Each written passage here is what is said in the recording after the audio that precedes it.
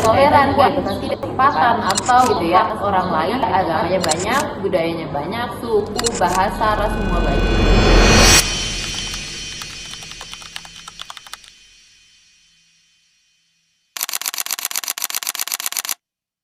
Saya Nada Nabila Jatmiko.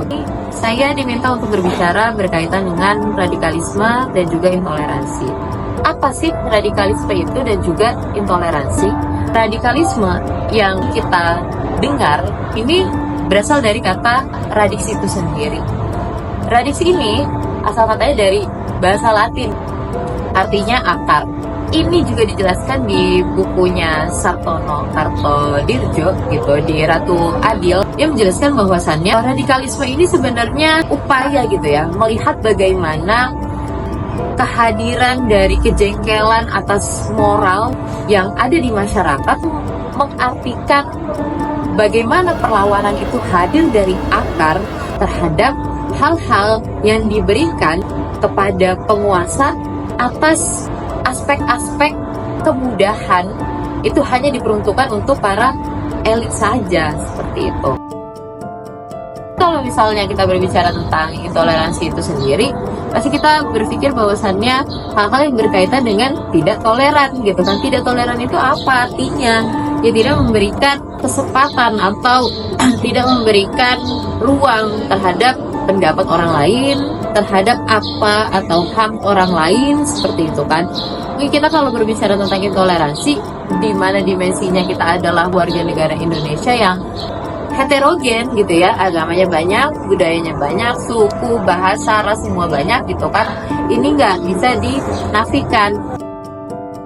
Apa peran kita akhirnya sebagai mahasiswa daripada upaya-upaya yang hadir dari radikalisme maupun intoleransi yang berkonotasi negatif itu sendiri adalah dengan memberikan pencerdasan. Selain daripada memberikan pencerdasan gitu ya, gerakan apa yang bisa dilakukan oleh mahasiswa? Kalau tadi kan perannya gitu ya sebagai individu, tapi kalau misalnya gerakan itu sendiri, ya ini nggak mungkin berawal dari personal atau sendiri-sendiri individu gitu kan, tapi gerakan ini harus berupa hal yang kolektif. Mungkin dengan teman-teman masuk ke dalam lembaga-lembaga kemahasiswaan, kemudian sama-sama untuk memberikan pencerdasan lebih luas dan gerakan-gerakan yang lebih masif, harus punya wadah itu sendiri dalam lembaga mahasiswa dan konsep terhadap isu-isu radikalisme maupun intoleransi. Bisa juga memberikan pencerdasan lewat media sosial. Kita tahu bahwasannya di media sosial ada juga gerakan seperti hashtag gitu kan. Itu bisa memulai jadi langkah pertama kita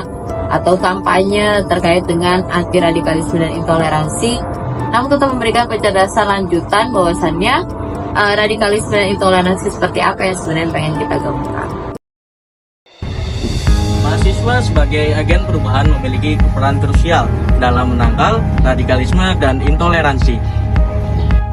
Melalui peningkatan literasi kritis, partisipasi dalam grup diskusi, dan juga penyebaran nilai-nilai kebinekaan, mahasiswa dapat berkontribusi signifikan dalam menciptakan masyarakat yang damai dan toleran.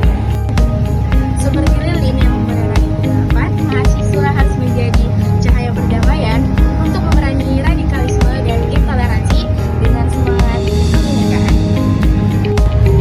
Jangan hanya jadi penonton, mahasiswa harus aktif melawan radikalisme dan intoleransi. Dengan aksi nyata, literasi kritis, dialog, dan kolaborasi untuk Indonesia yang lebih baik. Mahasiswa melawan toleransi, penjaga persatuan, benteng melawan radikalisme.